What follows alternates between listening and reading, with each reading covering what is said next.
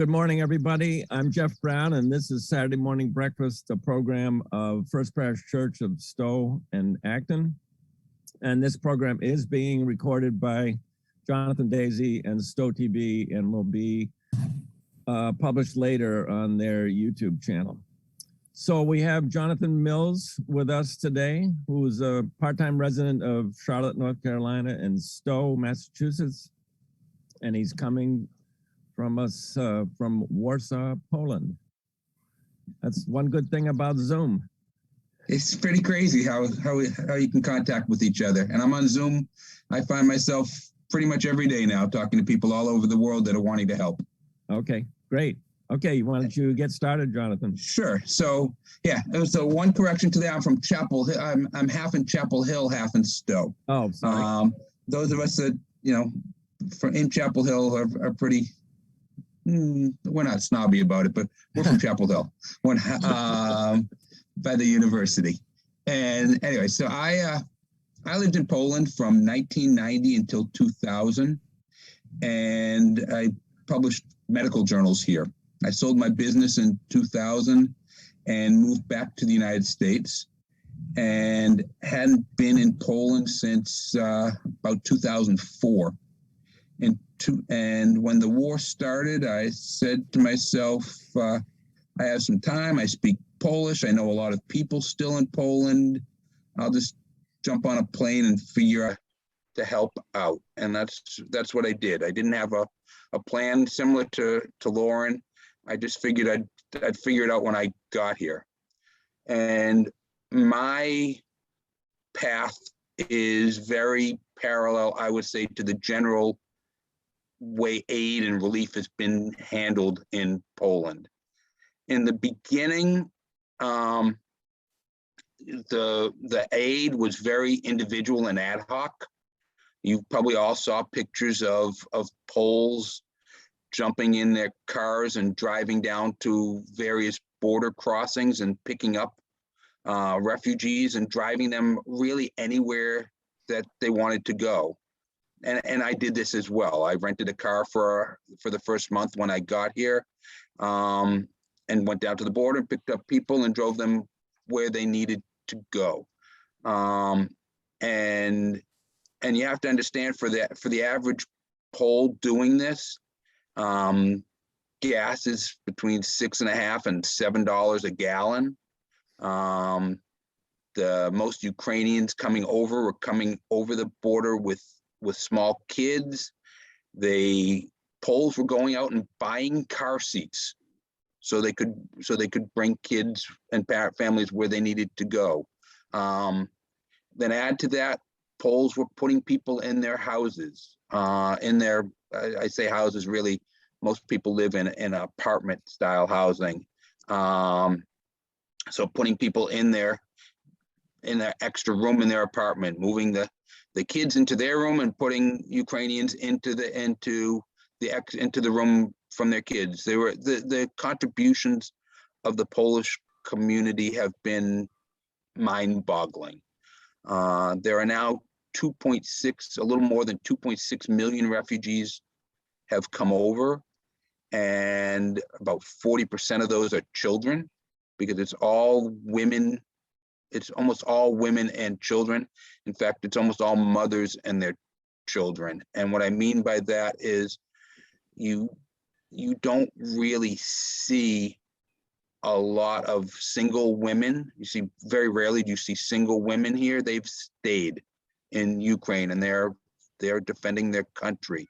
By law, all males 18 to 60 have to stay and fight in Ukraine, but you don't see a lot of 65 or 70-year-old men that have come over. They've stayed. Frankly, you don't see a lot of teenagers here. I was volunteering in the train station in the beginning, in the early stages, and that was kind of something that hit me. You didn't see teenagers, boys or girls. You didn't see 13 or 14 or 15-year-old kids. You saw little kids, 10 and under, with their mother and their grandmother, frequently, so 3 generations mother, grandmother, grandchild, or mother, child, grandmother. But it kind of hit me. I have three 20-year-olds and a 19-year-old. So I have triplet 20-year-olds and a 19-year-old. And the idea of thinking about them when they were in middle school, staying to fight and defend their country, when they were 12 or 13 it's absurd. I mean, it's wonderful. But it's crazy to think that you've got 13 and 14 and 15-year-olds that are joining, and you have 75-year-olds that are joining. So that was sort of one of those emotional things that hit me real hard when I realized, as much as who was at the train stations and the shelters, was realizing who wasn't there.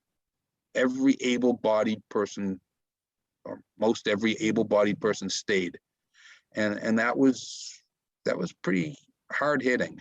The refugees that have come over into Poland have come over, I would say, in 3 stages. The first stage with those, I would say, friends, family, or business connections that came over. So people that either had, Poland and Ukraine have had a long history of good relations, and you have many ethnic Poles that have lived in Ukraine or living in Ukraine, and many Ukrainians that have been living in Poland for many years. So you had a lot of people that in the beginning came over. They said the war's going to start. My sister, my cousin, my uncle, my aunt, my friend is in Warsaw or Łódź or Lublin or somewhere. I'm going to come over and stay with them. And so you have a lot of those people. You also had a huge tech sector in Ukraine. So, Google has an office in Warsaw, and they had, 3 offices in Ukraine, and they matched their people up and brought people over. So that's sort of the first group of people of refugees that came over. The next group that came over was, people that just said, wow, this is scary, I'm getting out early. So we'll call those the people that got out quickly, but before the war started hitting where they were. And that quickly became, 1.7, 1.8 million people, which is, remember, Poland's got 39, 40 million people. So almost 5% of the population increase with people coming in. And these people and Poles were just opening up their homes and giving a room to people coming in.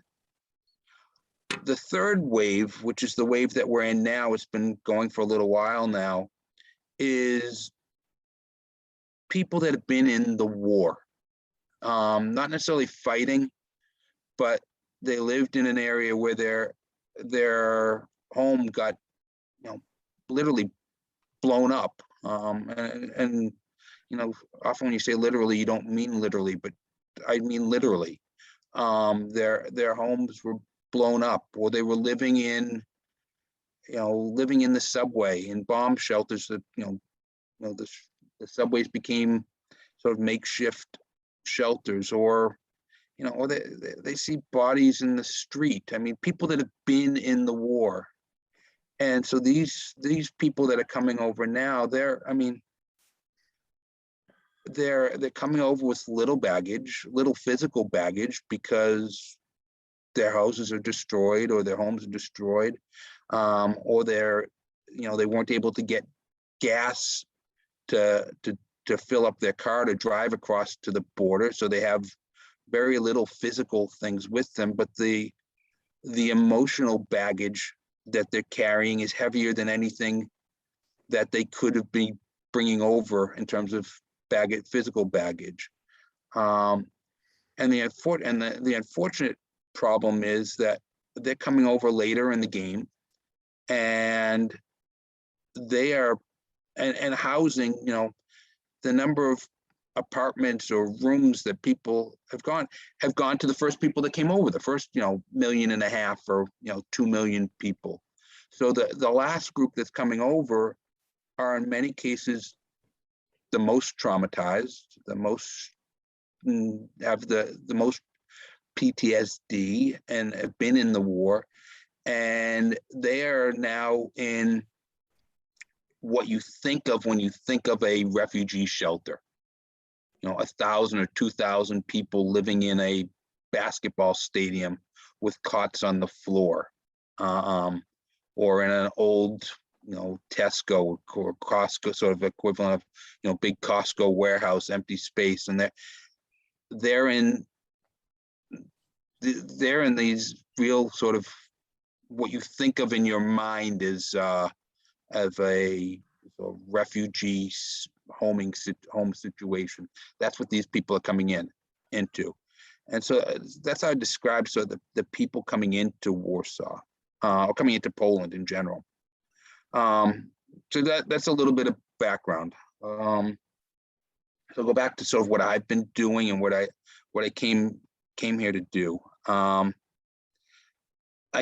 started doing all of the de facto sort of aid things. I would go down to the border and drive people up. I would go to the train station and pass things out. A couple of days one day I went and bought 200 little bottles of bubbles, and I was blowing bubbles, walking around the train station and passing out bottles of bubbles for kids.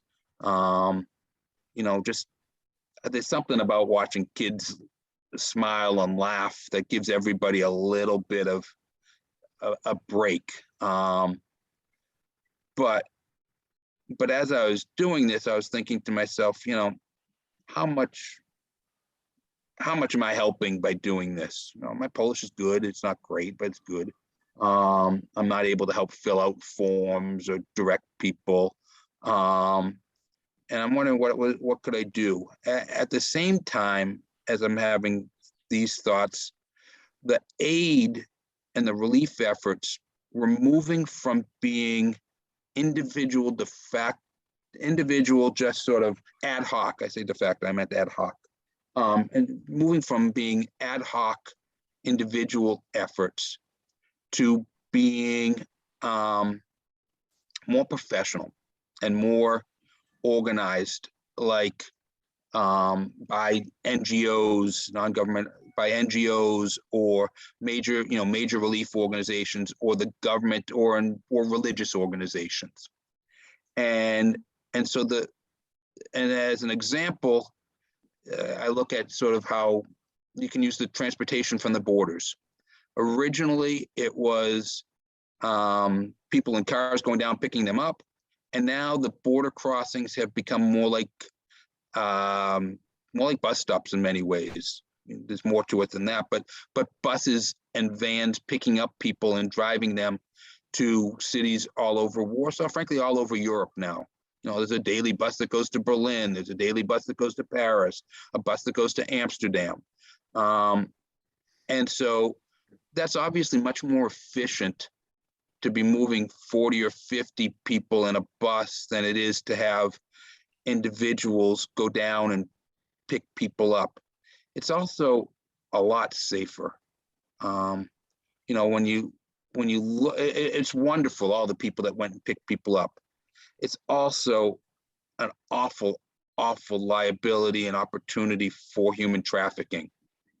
I was in a space where at a shelter over the border in a town called Korchova, and I went in and you go to the reception area, and basically I said, I have space for 3 people to go to Warsaw, and they look up on their list and they make an announcement, 3 spaces for Warsaw. Another guy next to me said, I've got a van. I can take, 10 people to Napoli, to Italy. And I'm looking at this guy and thinking to myself, who is he? Nobody knows who he is.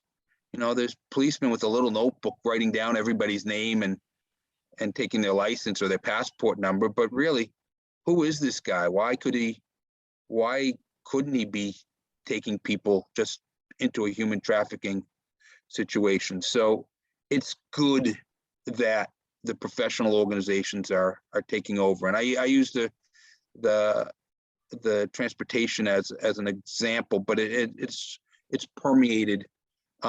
Relief work has become more professional, whether it's World Central Kitchen doing cooking at shelters, and as opposed to people making sandwiches or food and bringing it to a shelter. That's all becoming professional. The big exception to that is aid that goes into Ukraine. Aid, and I am on, two or three different WhatsApp groups that are bringing aid into Ukraine.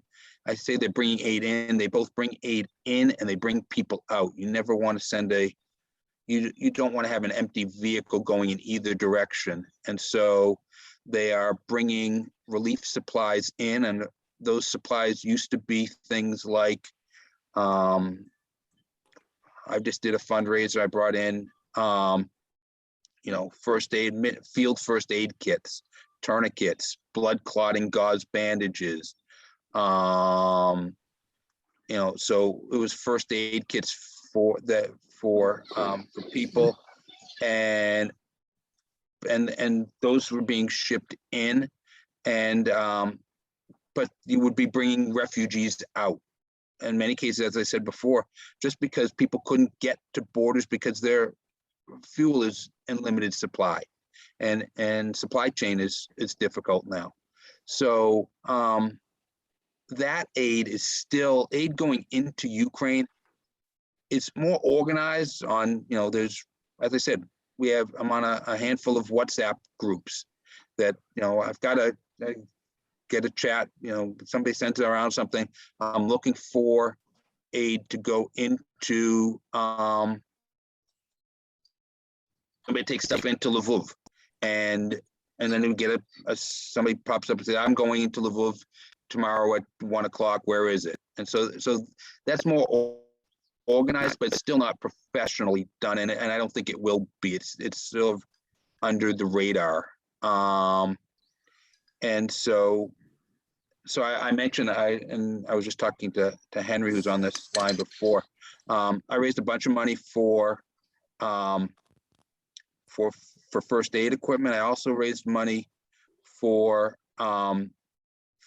body armor, basically bulletproof vests, because you have a lot of people that are not necessarily in the military, but they're fighting to defend Ukraine inside, and they don't have the bulletproof vests. So I have a friend, my friend Olga, who's here in Warsaw.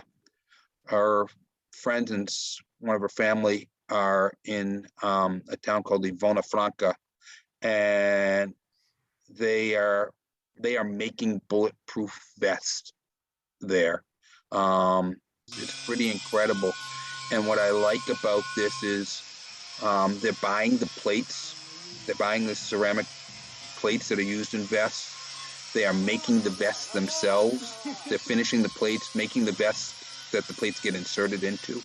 And it's costing them between $205 and $220 per vest.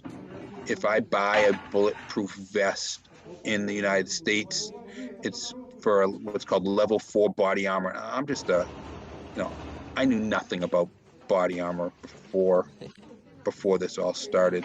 But if I bought a level 4 body armor in the States, it would be about $850 before shipping. Weighs 80 pounds. Shipping, it's expensive. One vest is 80 pounds. Shipping, it's expensive. So I love the idea of being able to make them in Ukraine for $200, $220 a piece, and taking the profit out of war. The profit in war kind of disgusts me. So the idea that I can buy 4 more vests and take the profit margin out of it is a big deal. I apologize for the editorializing, but I've got the Zoom, so I get to talk, I guess. But the profit in the war really bothers me. And it's also, if we can make 4 more vests, that's, we don't need to raise, that's 4 vests that we didn't have to raise the money for.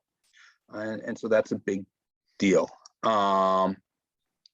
And so that's sort of has been my side gig, just sending out emails and saying, hey, can you raise money for that? I'm not a 501c3. People have just been sending me money, and I've been putting it into either first aid or into body armor. And we've raised $48,000 that way as of Monday. And that's great. My primary activity has been, I don't know if anyone saw the article yesterday in the New York Times, but it's been dealing with the acute childcare issue. And I'll give you the background here. When women cross the border into Poland, they get what's called a PESEL, which is basically their PESEL number. It gives them the equivalent of a 3-year green card, which is great. They get the equivalent of a 3-year green card, which means they can work. The economy in Poland is outstanding right now, and a lot of people left Poland when Poland joined the EU. There was a talent drain, and so there are jobs available. They have a green card, but the challenge is that, similar to the United States, there is an acute shortage of childcare. The Polish government has been super. They have made it okay. They've encouraged every child over that's school age can automatically enroll in Polish schools. So, I mean, just think about what our U.S. schools would look like if you enrolled, 500,000 or 1 million kids in literally in a month. And so so they've been great, but that doesn't help kids in the 0 to 5 range. And even before the war, there was a shortage of childcare. And so when the war starts and all these people come over, there's a childcare shortage. And even worse, you're talking about children that are dealing with trauma and pediatric PTSD.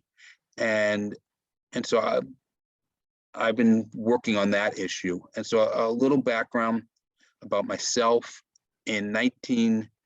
Before I left Poland, I sold my business in 2000, but before I left in 1997, I started a congregation, the first new Jewish synagogue in Warsaw since World War II, called Beit Warszawa. It was the first new synagogue and congregation in Warsaw, as I said, since the war. And so I reached out to the people. I hadn't been back here since 2004. I came over, I was doing these sort of ad hoc projects, but also just talking to people, seeing how can I help.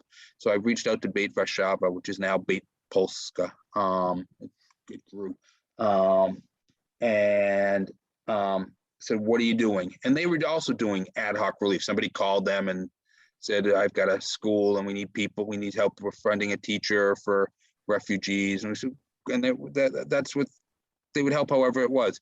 They'd pay for gas. They were paying gas money for people to go down to the borders and to drive people. As I said, it's a lot of money. It's a 4-hour drive to the border from Warsaw, and it's a lot of money when it's $7 a gallon. And so they were doing ad hoc relief. And so I volunteered. I said, listen, I will run your relief efforts, but just like the overall relief effort has changed, we're going to do the same thing. We're going to focus. And so we looked at different things, and we just said, let's look at the childcare sector. While I don't have a specific background in childcare, My mother runs one of the leading childcare consulting businesses in the United States, and she consults a company called Mills Consulting Group, and she consults all over the U.S. to universities, businesses, and governments, as well as consulting to several organizations in the Middle East and a little bit in Asia, or in Japan specifically. So I called her and said, "Hey, I need help. How can we deal with this issue in Poland?" And we quickly built a team. Stephen Kramer is the president of Bright Horizons. It's one of the largest childcare providers in the United States. Another woman named Yasmina Vinci is the president of Head Start in the Head Start Association in the United States. And we put together this kind of team of all stars to work on the childcare issue. At the moment, we didn't have a Polish partner, and so we started looking, and we partnered with an organization called Fundacja Rozwoju Dzieci, which means the Foundation for the Development of Children. And they had come up with an idea to build, basically it's a play group between, it's a hybrid between a play group and a co-op childcare center. And the idea was based on two things. One, it allowed parents to stay with their children, but also it allowed us to open the equivalent of a child care center, or it's not even the equivalent, but something similar to a child care center with less regulatory with fewer regulatory restrictions. That was really important because we wanted to open things quickly. Poland isn't any different than the United States. You can imagine trying to open a daycare center has lots of regulatory hurdles. By creating this model, we can open centers quickly. And so working with them, we created a plan to open 30 centers in 6 each in 5 of the major, or it's called the voivodeship, which is like a state. So 5 each in Warsaw, Kraków, Rzeszów, Lublin, and Łódź. And so we created this plan. We went to Unicef and said, "Would you be interested in funding it?" And Unicef said, "Yeah, this is interesting. We will fund it, but can you use it as a prototype to make 300, to open 300 centers?" 300 centers is a lot of childcare centers. Bright Horizons, the largest provider, as I said, in the States, has 1,000 centers, which they opened over 35 years. And we're trying to now open 300 centers in 4 months. They're not large centers, but they will vary from 28 to 48 children. And we're a small organization where there are 6 of us. We're now trying to scale to do this. And luckily we have wonderful partners in the United States. As I said, Bright Horizons is a great Massachusetts company, partnering with us, and Head Start, and just there's a lot of people working as we move forward into this and go forward. But there's a lot to be done. That's a little bit about me, a little bit about what I'm doing. I don't know, I can't see, it's about half hour after I started, so I'm glad to answer any questions. If people have questions about what I'm doing, about the overall situation, I'm glad to answer anything. You can either stick them into the chat, or if you want to raise your hand, raise your hand. Yeah, I've got a question. So you said 2.6 million people have come into Poland. Do you know how many people have passed through Poland and gone their ways? Well, so actually significantly more have come through. It's 2.6 million that are registered to be here. Obviously you can register to be here and then leave and not necessarily tell anybody. But the 2.6 million that have registered to be here as refugees. I know, for example, the Jewish population, Ukraine had a huge Jewish population, over 450,000 Jews in Ukraine. Most of that population has gone to Israel. Some of it went to France, some of it to England. But I was at Passover Seder last night. We had some refugees, but the most of the rabbis from Ukraine have not come in. They've come into Poland and moved through. So I think 2.6 is probably a pretty accurate number pretty accurate accounting of the people that are here. But I don't know, and I don't know. So the converse of your question, I don't know how many are here and versus how many have come through. It's a bigger number that have come through. Right, and can you talk about UNICEF more specifically and how people can help? Sure. So there are several organizations that are doing aid work, whether it's UNHCR, UNICEF, Save the Children, HIAS. There are several different organizations doing work here. Many of them have raised money already and are looking for ways to deploy that money. Many of them have programs that they've used in other refugee situations, and they're looking to deploy those specific programs here.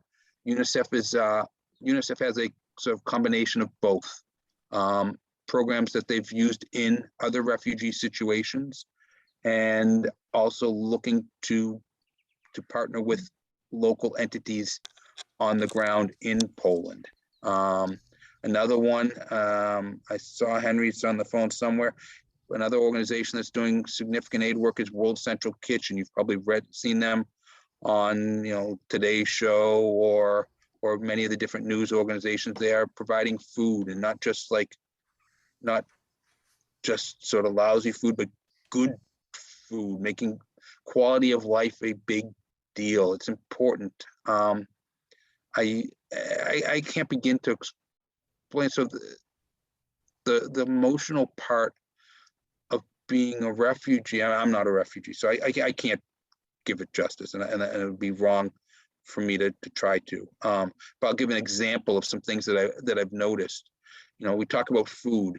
There's sort of big mass-produced food that sort of feels gross and institutional, and then there's sort of the stuff that World Central Kitchen is working on, making great tasting, interesting, quality food, and it makes a difference to how you feel about things. Another example is I was down in Kochova at the refugee center, and they had literally, and once again, I mean really, dumpsters full of clothes that people were, some people were sort of going through looking for clothes, but they were really, it was just so many people had donated clothes, they just threw them into bins and dumpsters.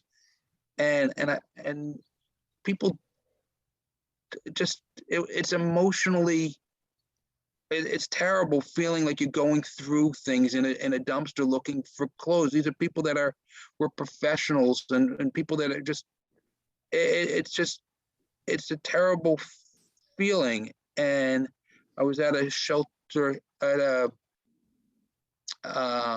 distribution center here in Warsaw, who had taken clothes and basically set up what looked like a store, except there were no prices, and they had folded everything and put it onto shelves and put clothes on hangers, and you could see, I could see the difference in the people collecting clothes, getting clothes. It wasn't demeaning. It makes a difference, all of these little pieces, whether it's quality food or shopping in an environment that feels comfortable. Yes, So I've got a little bit of glare, but I can see that somebody wrote the word dignity. Yes, dignity is important. Thank you for putting that in there. It makes a difference. These are all people, and having your dignity is important. It's part of the reason that women want to work. They're getting, some of them need, most people need to work, but not just need to work, they want to work. It's part of their dignity. They don't want to just have subsidies. It's not, people don't want to be living in somebody else's house. They want to make the money that they can go rent an apartment, and there are apartments available, but they're a little bit, it's more expensive than free. So, you know, they want their dignity back. That's a great word. Thank you for sharing it. Other questions? I don't know. Yep, Rick, go ahead, Rick. So I was listening to, I think his first name is Jonathan Beasley, the executive director of the World Food Program, an organization I know pretty well. And he was really talking about the challenge because they're not able to operate in Ukraine, which is unusual because they go into everywhere. Yep. They go in where they're getting shot at. They have no problems going into difficult areas. But he's talking about, you know, the food crisis. And so there's a looming food crisis. We don't know how long this war is going to go. Mm-hmm. But Ukraine was a breadbasket, right? Yep. So has anybody begun to plan for the incredible food price crisis to come in that area of Europe? Yeah, this is a bigger issue than, this is a bigger macro issue than you think. And the food crisis is looming within Ukraine. I mentioned that before, that I'm on, you know, a handful of groups of guys that are, guys is wrong, men and women, that are going into Ukraine. They, you know, I was just with a friend who's going down to Ukraine, who's going down to the border this afternoon, and, you know, driving in. In the beginning, we were doing first aid, medical supplies, body armor. Now we're bringing food in. Food is now an issue. So, and I think your question was regarding food into Ukraine, going into Ukraine, and that's what I'm referring to right there. But I don't think people realize that the other part of what's going to be a challenge is that a huge percentage of the world's grain comes out of Ukraine, and Russia is starting to target the grain supply and the seeds and the, you know, I was with somebody the other night who was negotiating with members from the Ukrainian government on how they're going to get their grain supplies into ports outside of Ukraine, because it's going to be a problem moving grain out of Ukraine into, you know, we're going to see problems in Africa coming up in the fall, because grain that used to be going there is not going to be going there. Ukraine was by far the biggest grain supplier in Europe, and that's going to be a problem. I know that's not where you were going with your question, but food is an issue. And the other part of that is, so you have problems with food, and of course the other part is the supply chain is a problem, and the supply chain goes across everything in Ukraine. Supply chain is a challenge now, and that is something that needs to be dealt with, both for things being exported and there. Speaking of supply chains, how is gasoline and heating fuel? How are those supplies? They're not. There may be gas, you know, in the northwestern part, it's a little bit better, but as you go east, it is a big problem. As you go southeast, it's a huge problem.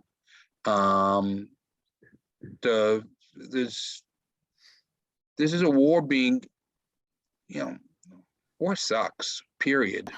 But it's one thing when it's a war being fought between two militaries, but more and more this is a military attacking a civilian population. And you think about, when you say attacking a civilian population, obviously it's awful to be bombing civilians or be shooting missiles at a hospital, and that's terrible. I mean, there's no words for it. It's just awful. But now, when you're attacking supply chains and you're attacking, power facilities, you're starving. You're trying to starve out people. You're trying to, you're not going to freeze people right now. We're coming into spring. The weather's a little bit better, but so heat isn't a problem at the moment. But you're running out of fuel and you're running out of supply chain for, to get to gas stations. So they have a problem there, obviously. As I said, better in the West than in the East, a little better in the North than in the South, but it's still becoming a problem. Any other questions? Yes, Yeah, go ahead, Anna. How can we donate to your organization in terms of the first aid supplies and the body armor? Send me an email and I'll send you information. But really, Okay. I am low tech. I am literally people Venmo me $48,000, or they sent checks to my house, which I haven't cashed yet, but they told me I sent a check for $100 and I just put it in my Excel spreadsheet. And someday when I go back to my house, I will go and cash it. I mean, that's really what we're doing.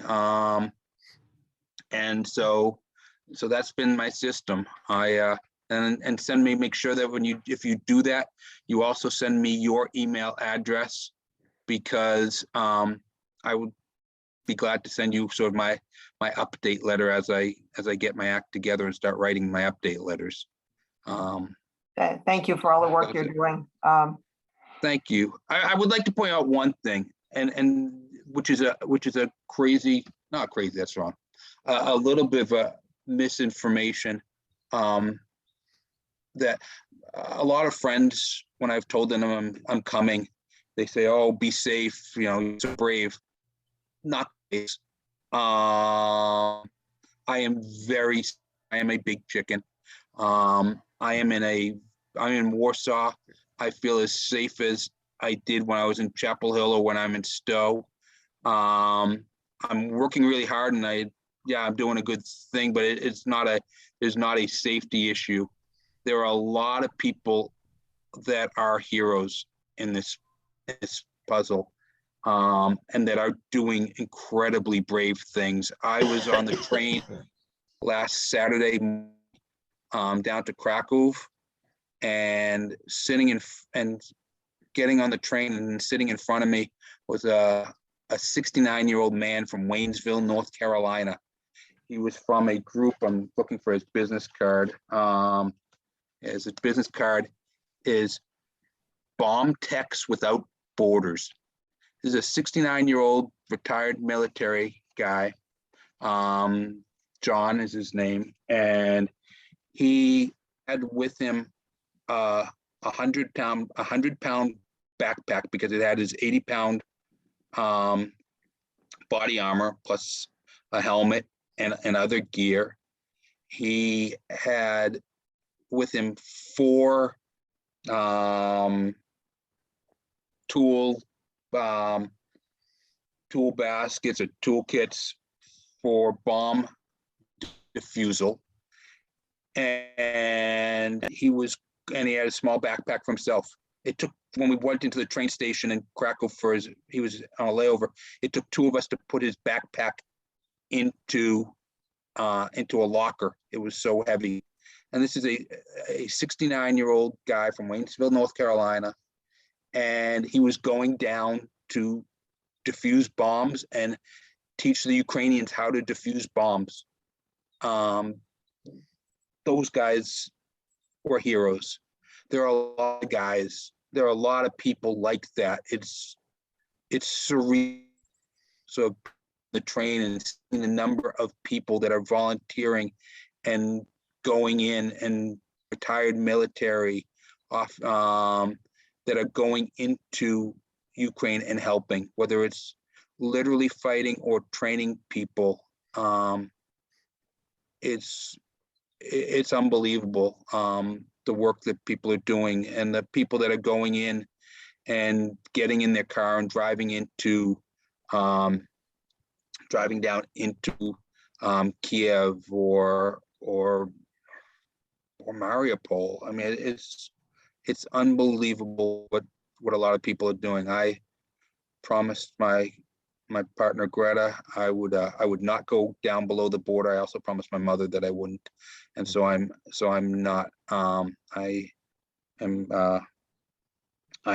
in a very safe environment, working hard, but as I said, I'm not in a safety issue in the least. So I do want to put that out there. So you said there was a lot of PTSD, and how are they dealing with that? I mean, there can't be enough therapists over there and psychiatrists. Nope, there aren't. And psychiatrists, psychologists, therapists, and then add to it, they need to speak Ukrainian. It's really hard. It's a big problem. And another piece to that problem is that lots of the therapists, the female therapists that have come over because they're Ukrainian, they also have PTSD. And so it is a big problem. It is a part of what we are doing, trying to do with our centers, is to have a trauma component. I brought over, so I can't remember if I mentioned this before, but we brought over a rabbi from Annapolis who has a background in pediatric PTSD and pediatric trauma. And so he's been helping quite a bit in helping us to design our program for our centers and our facilitators to deal with it. But it is a pervasive problem. And it's one of the reasons that you can't put, not you can't, but you need to, and if you put a child into a mainstream, into a Polish childcare center, a child coming from that environment is going to hit more, is going to be more withdrawn, is going to have several different characteristics than a child that is not from a situation of trauma. And it's important to understand these aren't bad kids. They're just kids coming from a horrendous situation. And there are issues that go with that. And you need to be sympathetic and understand how to deal with that. And patience being one of the big ones. Okay, Craig, you had a question? Yeah, I did. My understanding of the war is that it's turned into an aerial assault by Russia because their ground-based blitzkrieg land grab failed, and so if the Russians are using, John, how does a vest, how does a body armor? I don't understand how body armor comes into play in the war here. Because they're not exclusively using aerial. They're trying to take cities, and I mean they're first leveling cities in many cases, not always, because in their ideal world, if you look into the Donbass region, you have an industrial area where they want to take as much of it as possible without knocking it to the ground. They want the infrastructure that is there. So there are Russian troops going into Ukraine significantly, and you also have Ukrainians that are launching counterattacks, and they need they need protection. So there is a significant aerial attack, but it's not all of the attack. It's a part of it. And So it's like the American, like the revolutionary militia against the British forces. It's just taking pot shots at a superior military force. it's both. It is both. You have a trained military, and you have militia as well. You have both. And so it's a combination of organizations that are defending Ukraine. The number of people that have come back, so of ethnic Ukrainians that have come back to fight, but they don't join. They're not coming back into the military. And if you take any plane coming into Europe now, or any plane coming into Eastern Europe, you have, particularly if coming into Warsaw, you see people that are coming over, and it's not difficult to figure out who they are, that are coming over to fight. But if they're coming over to fight, they're bringing their own, or they need to get their own. Get their own equipment. It's pretty crazy seeing it, but you can't miss it. You can't miss it when you're getting on the train. If you're getting on a train going south, you see. I mean, it's not difficult to see who's carrying an 80-pound pack and who's carrying and who's not. So it's, you have both aerial attacks and non-aerial attacks, and so you have each situation. So how did you find your accommodations, and are there more accommodations for more aid workers coming in? I'm couch surfing. I lived here for 10 years. I have more. I lived here in a wonderful period of my life for 10 years. I have a ton of friends here. I have been couch surfing for the last couple months, going from, trying not to get too old with any one set of friends, but I've been, 2 or 3 weeks here and 2 or 3 weeks there. It's actually a great motivator to work hard, because I feel like if somebody's going to let me stay in their house, in their apartment, I owe them to be doing something good. Yeah. So mostly I've been couch surfing. And is there a need for more people like yourself? That's a good question. I don't know. I mean, there's certainly needs for people that are going into Ukraine. There are needs for people with specific skills. Language is certainly a helpful piece. It's hard to join, as things are becoming more professional and they're trying to do things with more structural infrastructure. Polish is helpful. So, I mean, that's the reason I came here. It's the reason I haven't gone any place else when there's just I knew I had the ability to communicate. And so that made a difference. My kids are coming over. I have 4 children. They'll be coming over when their college semesters end, 1 at a time, or maybe two at a time, for a couple weeks here and there, and they will volunteer at World Central Kitchen. But there'll be, because they have limited language skill, they have no Polish language skill. They'll be peeling carrots and potatoes, and doing things like that. World Central Kitchen is grateful for volunteers, but they won't supply housing, nor should they. And they won't, foot the bill for somebody to come over. So, when my kids come, they're staying with me. So it's, I think you need to look at sort of what are your skills and what is needed. And if you think you have a specific skill, find the organization that you think is providing it. If you're a doctor or a nurse, well, yeah, Doctors Without Borders is looking for help. I don't know that Doctors Without Borders, as of I checked it about 3 weeks ago, and they didn't have operations here, but they did in Moldova, they did in Czech, they did in Romania for Ukrainian refugees. I'm not sure if they've opened up in Poland yet, but if you have a specific skill, yeah, work with Doctors Without Borders. Obviously, Bomb Techs Without Borders is another group, but most people don't know how to defuse a bomb.